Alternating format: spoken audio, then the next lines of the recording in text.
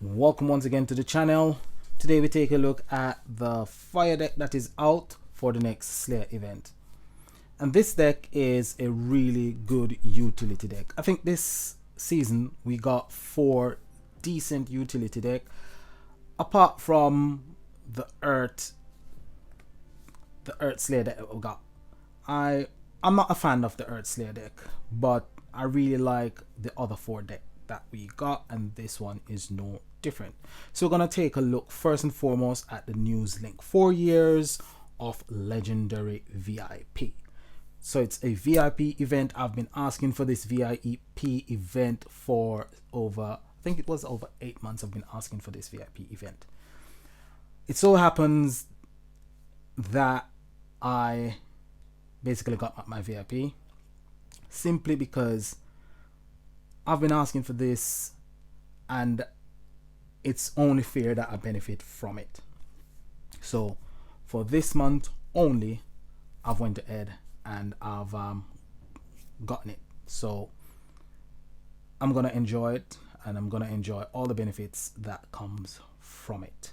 So let's go into the news link and let's have a look at what's in store for all of us. So today marks the 4th birthday of VIP, and a great time to celebrate you, our players. This week is jam-packed, full of special treats for all of our players with extra surprises for VIP. Log in each day so you don't miss a beat. And remember, the ultimate rewards: a free ultimate hero for everyone, plus a bonus ultimate hero for VIPs. Ultimate hero, bonus ultimate hero. Okay, so what that means is as follows. For 24 hours you get a bonus pink star.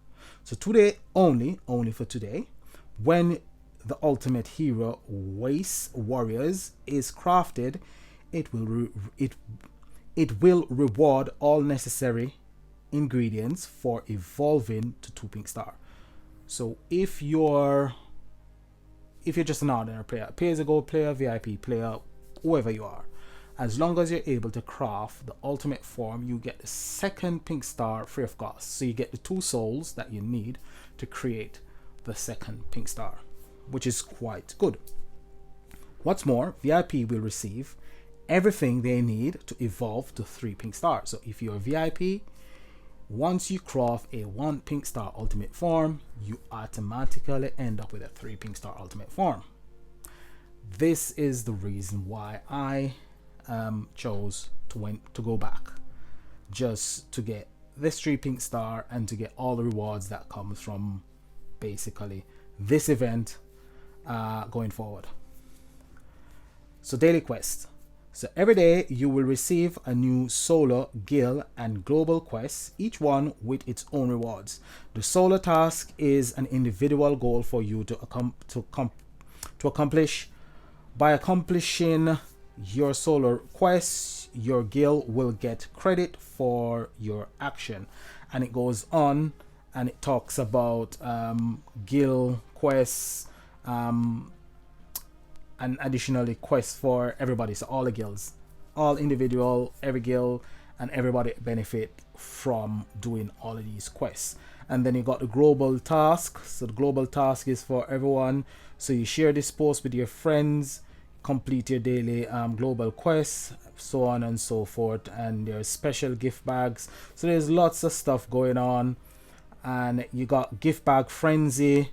Start a frenzy with back-to-back spawn of anniversary boss for your guild lasting 10 minutes. Gift bags drop from anniversary boss will be doubled for 10 minutes for your entire guild. So you got care pack as well. Give every guild mate 10 gift bags directly to their inbox, and tells you about eligibility, free event heroes, ambassador rewards for improvements. Ambassador is if you introduce somebody new to the game, they have to play up to 15 levels. If you ask somebody to come back to the game and they come back, there is certain criteria they have to fulfill, and you'll get 3,000 gems for each returning player up to 15,000 gems, and each new player that you introduce, you get 3,000 gem up to 15,000 gems, so you can win a total of 30,000 gems. That one I'm not too interested in, because it's quite difficult to get somebody to come back to legendary, and it's quite difficult to get a new player to basically play the game up to 15 levels, because if you don't love the game, it can become very frustrating. When I started the game, I absolutely loved it after the first 10 minutes of playing it, and that's why I still play it up till today. But a lot of people, this is not their cup of tea, so it's very difficult to find the right people to introduce to the game. So let's get into the deck. So I didn't manage to get anything from the vault. However, as I have been stressing since the start of this season, that it's always better to use your coins very wisely. So I didn't get anything for the Water Slayer event. I didn't get anything for the Dark Commander event. I could have gotten crafted the deck for the Earth Slayer event. However, I didn't. So I saved all my coins for those 3 events, and what I did, I only went up to tier 3 each time, save the additional 2,500 gems that I could have used to go up to tier 4, and I've been purchasing the revival vaults, which will reward me an extra 6 season coins when I do two tiers of each one of the vaults. So that's an extra 18 season coins I collect every single event for the last 4 events. That's quite a lot of coins I've actually collected. So that enabled me last week to craft the ultimate form, and this week to craft the ultimate form. So I went ahead, I crafted the ultimate form, and because, as I said, I went back to VIP, I got the 3 pink star, which is quite good. It's quite nice to be rewarded for actually playing the game. So let's get into it. So here I've got my 3 pink star ultimate form, which is quite nice. I've got my Shiny Master Collection card, because I got 2 copies of the main hero, which I took one up to 6 pink star to get my second Master Collection card. So we're gonna go through the deck, and we're gonna have a look at what this deck is actually capable of. So this is Waste Warriors, which is the ultimate form for this week, and the ultimate form for this week creates 14 Power Gem 6s. It gains also an attack bonus buff for 1 turn. Most of us should know what the attack bonus buff is, but for those of you who are new, I will go through it once again. So what the bonus attack buff is: while the bonus attack buff is active, this hero will strike an additional time on its next attack, dealing exactly 100% of the damage of the main attack. This is a nuke attack after your main attack, which will deal exactly 100% of the damage dealt by this card on that turn. Okay, so for example, if you dealt 1 quadrillion damage with this card, the second attack will be exactly 1 quadrillion. It's got 2 passive as well. Well, it's got 3 passive. The attack bonus buff is one of the passive. The next 2 passive, the first of the last 2, is called Pilfered Gear. Once per turn, when you crush gems, it will dispel 1 enemy buff and increase this hero's attack by 60% for 1 turn. Now, this ultimate form would have been far more powerful if this was, say, 60% damage increase or even 100% damage increase. It would have made this hero absolutely brilliant. It's still a good utility card. Takes nothing away from this card. It's a good utility card going forward because of the number of power gems it actually creates. On top of that, you are able to dispel. You are able to dispel 1 debuff, and this is 1 debuff from 1 card. not one debuff from every card on the team. It's just one debuff from one card. This card has a counter skill that will dispel weaken. Weaken affects any card that does a attack boost or a damage boost. So that's quite nice to have. It's quite handy to have. That is your ultimate form. It's a really good ultimate form, as I said, going forward as a utility card. I think most of the cards this season are good utility cards. So that's your ultimate form. Quite a good ultimate form. So Drifter. So Drifter is the Master Collection card, and the Master Collection card does almost the same thing as the ultimate form. It creates 14 power gem 6s.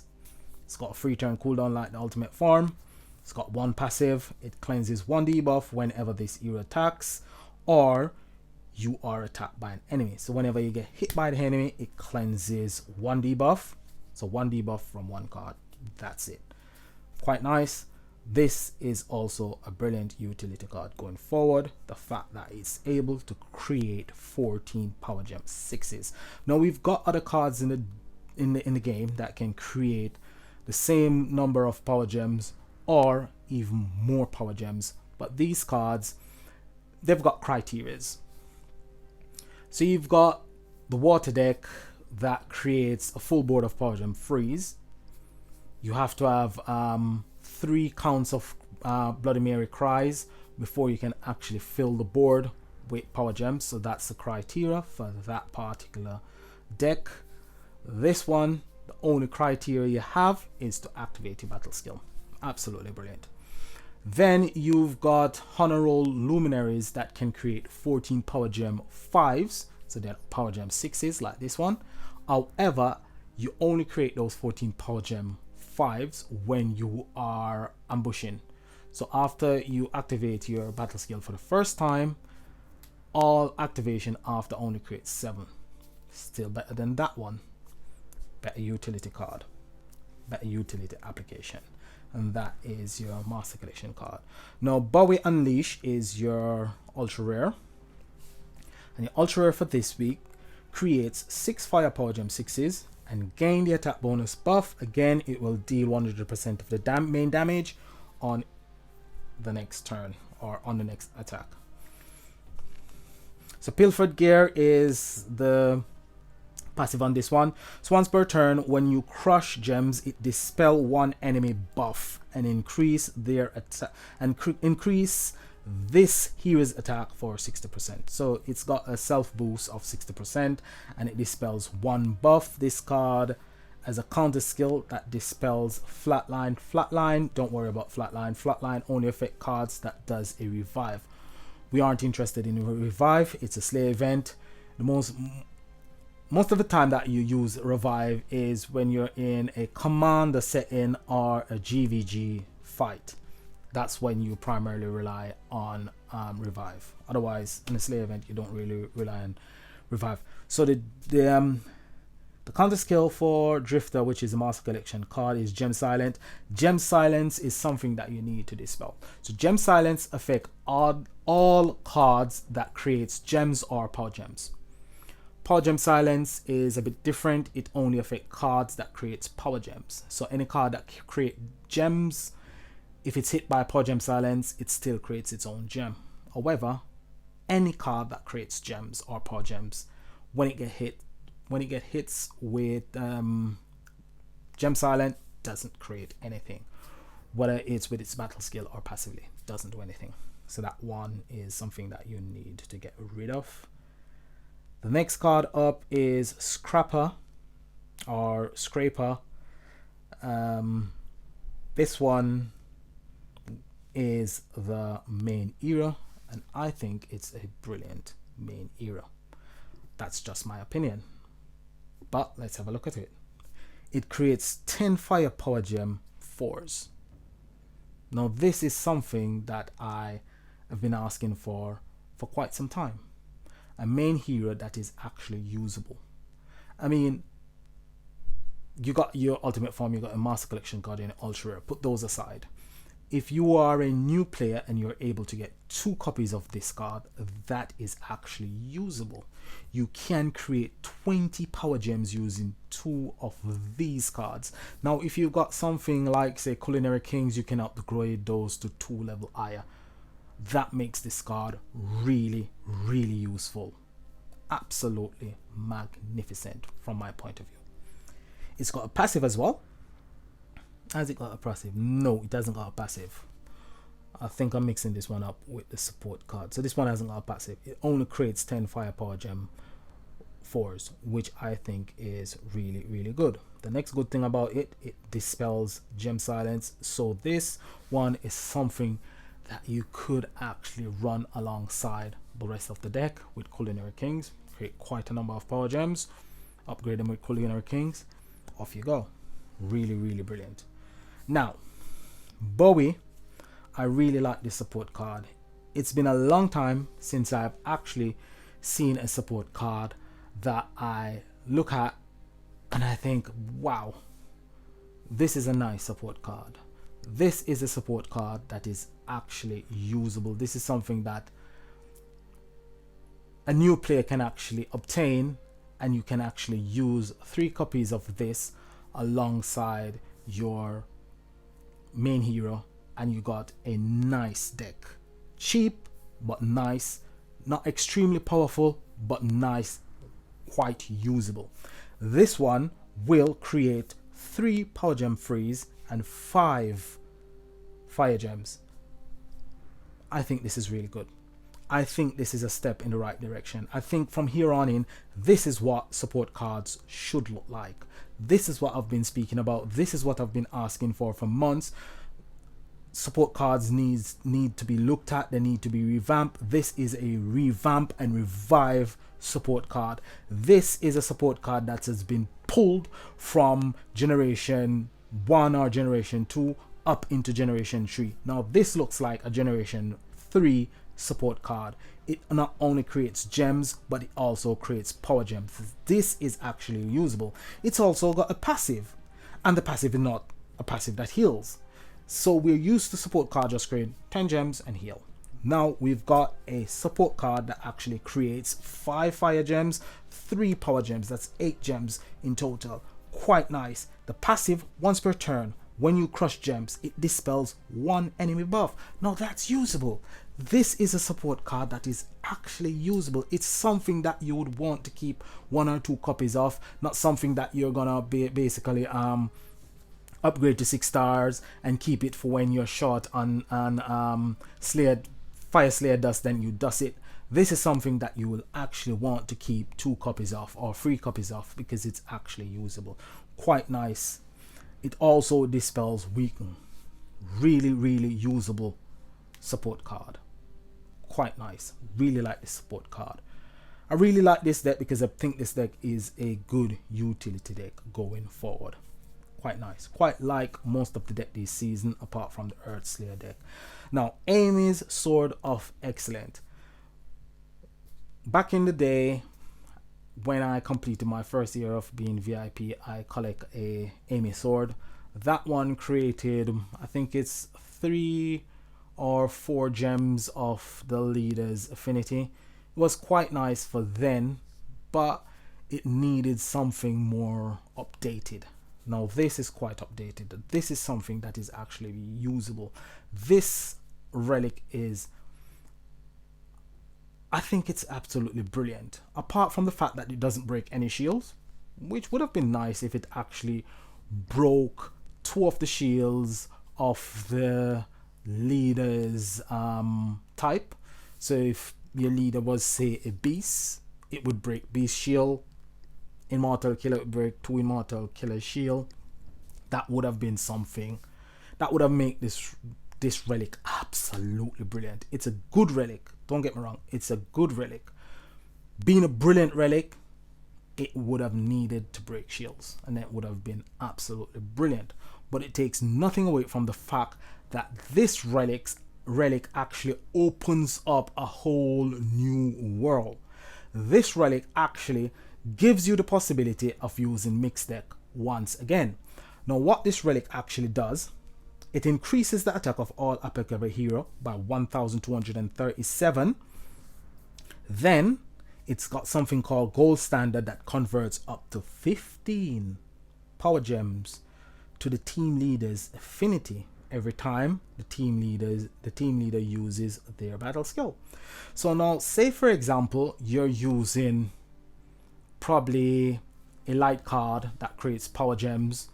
You can actually convert those power gems to dark if the leader is dark, fire if the leader is fire, whatever. No, this relic is absolutely wonderful. Really, really love it. Now, Diamond Fortitude becomes immune to enemies' attack for the first turn of the battle. That, for me, is only applicable in GVG or Commander events where you get hit every single turn. That's quite nice as well.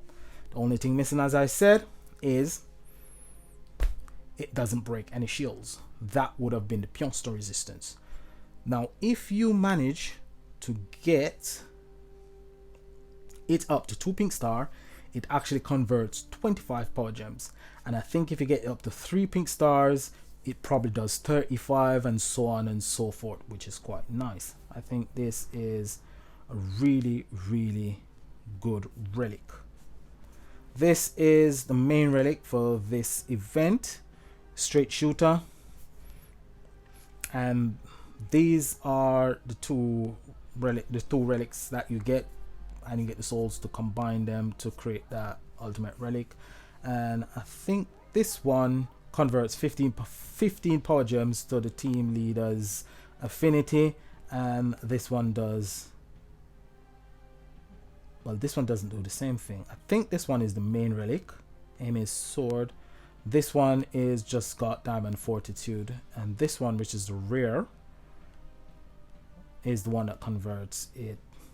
So between this one and this one, you can convert up to 30 power gems to the leader's affinity, which is quite good.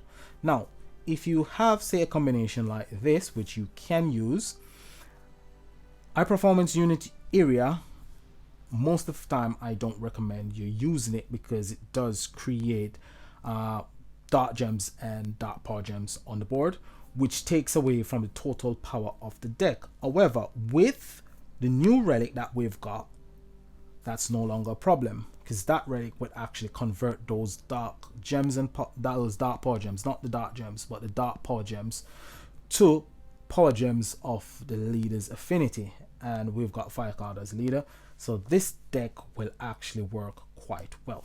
Now, this deck is a non-event deck, and it's got Culinary Kings, Ring Royalty, Honor Roll Luminaires, and it's got Blitzkrieg Beast. Now, Blitzkrieg Beast is actually an immortal killer card that creates 4 fire power gem 4s and heal for 2000% of your recovery. If you are over 50% HP, it gives you double the amount of power gems. If you're below 50% HP, it gives you double the heal. That is quite good. This is also an immortal killer card, and this one is the one that I was talking about earlier, that creates 7 fire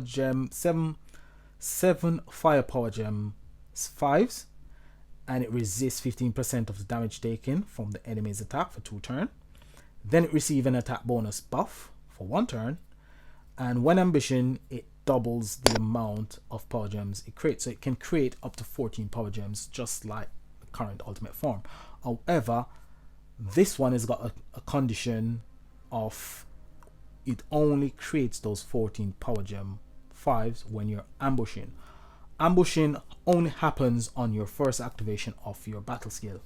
After that attack or that activation, you're only able to create 7 power gem 5s, which for me makes it a really good utility card, but not as good as the current ultimate form. Now, this one, Ring Royalty, this one will give you the killer skill bonus, and this one, it says until the end of the turn, when this hero Albalanzo, the Jaguar, and El Toro World Champion destroys gems. It creates that many Fire Power Gem 3s, then creates 2 Fire Power Gem 4s plus 1 more per 200 Beast Killer intensity, and destroys 3 non-Fire Gem. So what it does with its ultra rare, I think it's the ultra rare and the Master Collection card that actually destroys Power Gem, or I think it's the Master Collection card and the main hero that actually gem destroys.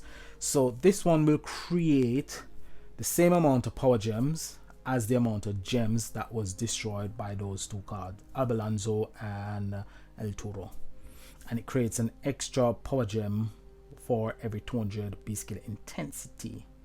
Now it's got 3 passive. The first passive is called Body Slam. So at the start of each turn, all Beast Killer hero gain a boost to their attack equal to the current percentage of your HP. So on your first attack, when you've got 100 HP, you will get a boost to the attack of all Beast Killer cards equal to the amount of HP that the percentage of HP that you've got. So this is quite nice. This will give a boost to your current deck because your current deck is a Beast Killer deck. The second one, once per battle, instead of dying, you'll survive and heal for 15,000% of your recovery. We're not interested in that. That one has got no use to us. The last one is Haste. So Haste is basically, it's a skill that was quite impressive before Gem Crush.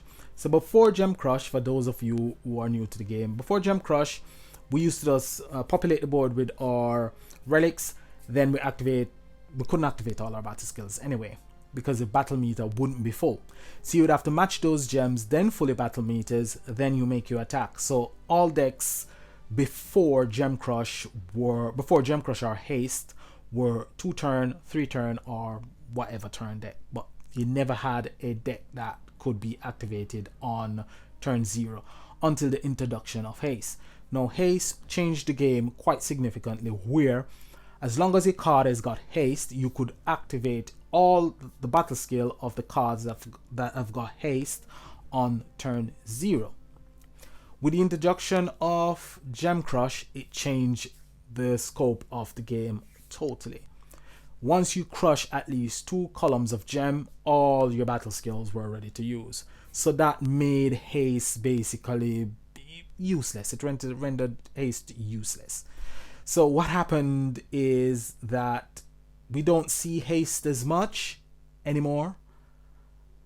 And all the cards that had Haste before got a 20% attack boost incorporated into the Haste, which gives it a little oomph, but not a big oomph. So this card was one that was pre-Gem Crush. Now this one is Culinary Kings, and Culinary Kings is a really, really good utility card. It's almost like the utility card or the ultimate form that we had for the light event, which I think is really, really good as well. This one creates 6 Fire Power Gem 6s, then upgrades all Fire Power Gems on the board to be 2 rank higher. Really, really good. Next one, the first passive. It creates 3 Fire Power Gem 4s at the start of each turn. So this one can create 9 Power Gems. There you go. And the next one is called Food Coma. So if 7 or more Fire Power Gem 6s or higher is on the board, it will delay the enemy's turn count by 1. This one's got a 5 turn cooldown. That turn delay is, I don't think it's brilliant. I don't think it's something that you really, it's nice to have, but it's not a need to have basically. So that is Culinary Kings, which is going to be a staple for your fire decks going forward, along with the current ultimate form. So that's one combination that you could use with the addition of our new relic, which I think is absolutely brilliant. Now this is another non-event combination that you could use. It's basically the same setup with Mask Mail Content.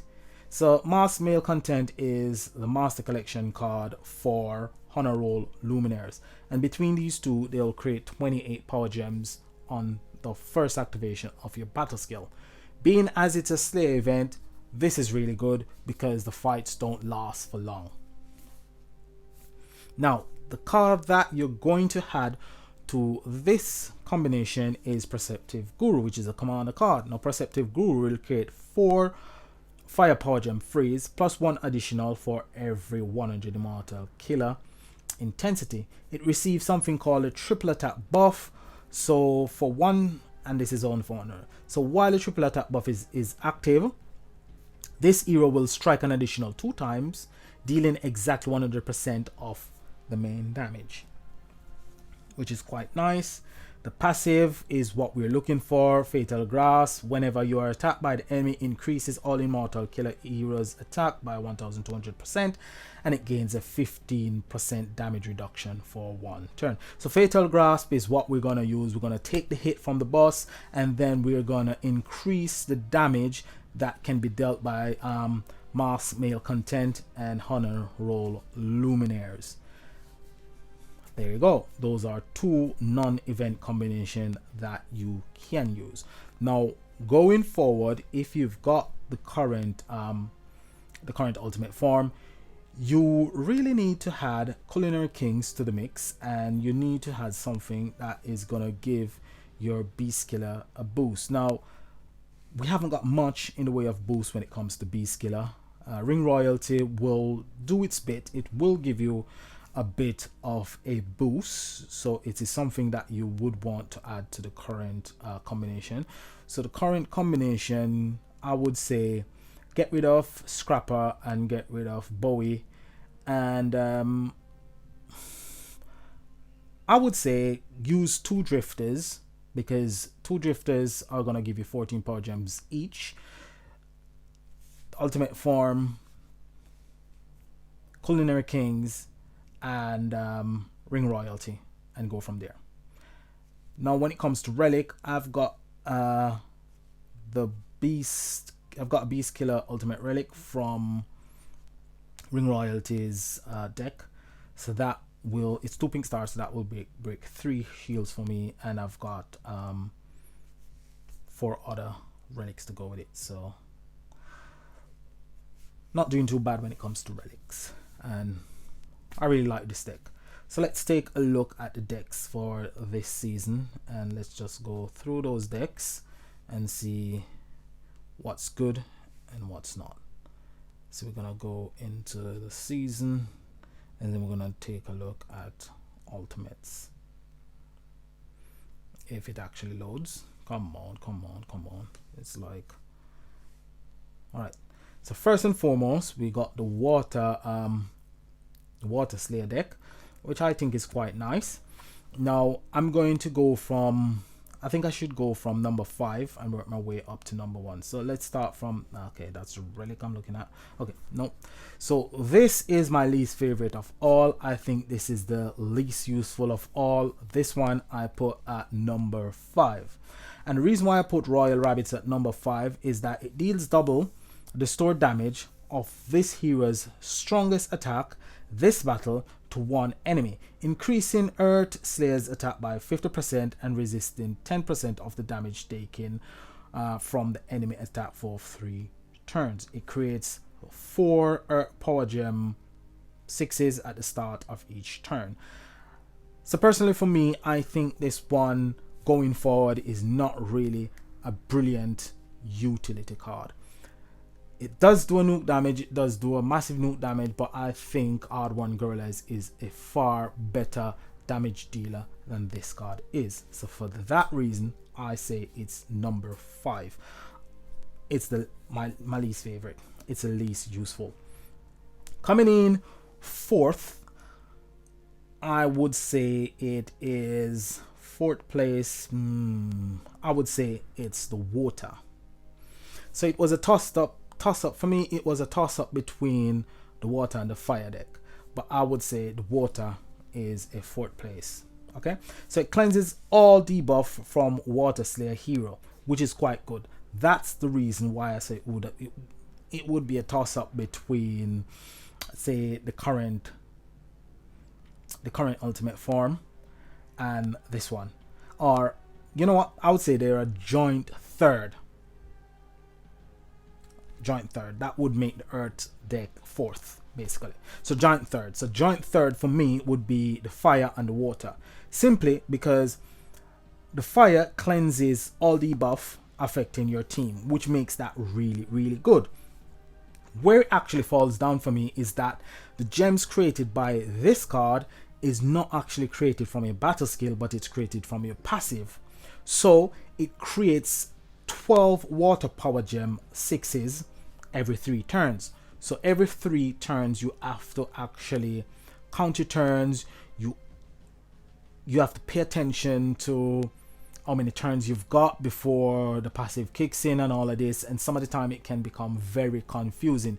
So it's not really something that I would say is quite easy to use, and that's the reason why I was saying it's a 4th place. But because it cleanses all debuff affecting your team, that for me puts it in 3rd position with the current fire ultimate form. Now we know what the current fire ultimate form does. It doesn't cleanse all debuff affecting your team, but it has got the ability to cleanse a debuff. But where it stands out more for me than the water slayer deck is that you are the one that actually decides when you want to activate your battle skill to create your 14 power gems, which I think is quite nice. So that puts it in 3rd place for me. Now 2nd place would be the Dark Commander deck. Now the Dark Commander deck I think is quite good. Now the Dark Commander deck creates quite a number of power gems, but what it actually does that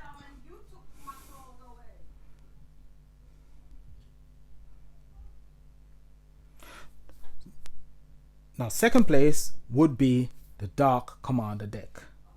The reason why the Dark Commander deck is 2nd place for me is that the Dark Commander deck not only creates quite a number of power gems, but it actually gives you damage boost. Damage boost is always better than attack boost. So it creates 8 power gem 6s. It upgrades dark power gem. It upgrades all dark power gem to 1 rank higher, which is brilliant. It increases Dark Commander damage by 80% for 3 turn. The passive also creates an additional 6 dark power gem 6s, which put them together, that's 14 power gems plus a boost. So for me, this is 2nd place. Quite useful, quite a nice ultimate form to have in your collection.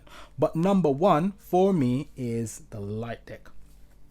The light deck for me is quite good because it's got more utility application when it comes to Light Commander, Light Slayer.